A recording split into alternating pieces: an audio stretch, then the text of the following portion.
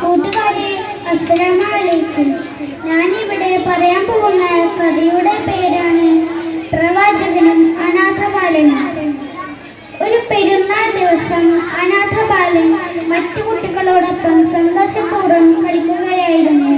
കുറച്ചു കഴിഞ്ഞപ്പോൾ എല്ലാവരും മടങ്ങിപ്പോയി.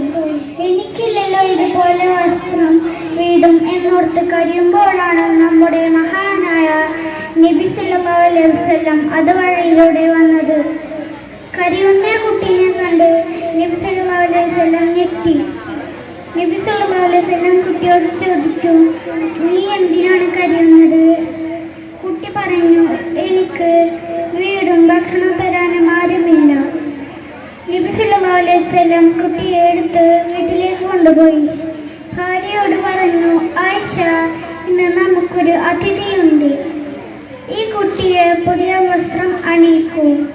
രണ്ടുപേരും ഒരുമിച്ച് പള്ളിയിൽ പോയി പെരുന്നാൾ നിസ്കരിച്ച് വീട്ടിലേക്ക് മടങ്ങിയെത്തി ഒരുമിച്ചിരുന്ന് ഭക്ഷണം കഴിച്ചു.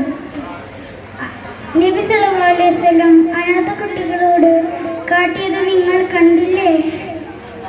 നമ്മെ കൊണ്ട് കഴിയുന്ന സഹായം നാം ചെയ്യണം. അനാഥ കുട്ടികളെ വീട്ടിൽ വരുത്തി ഭക്ഷണം കൊടുക്കണം. യത്തീം ഖാനകളിലേക്ക് പണവും മറ്റും നൽകണം. എൻ്റെ ഈ കൊച്ചു കഥയിൽ നിന്നും നിങ്ങൾക്ക് നല്ലൊരു പാഠം കിട്ടിയെന്ന് കരുതുന്നു. അസ്സലാമു അലൈക്കും.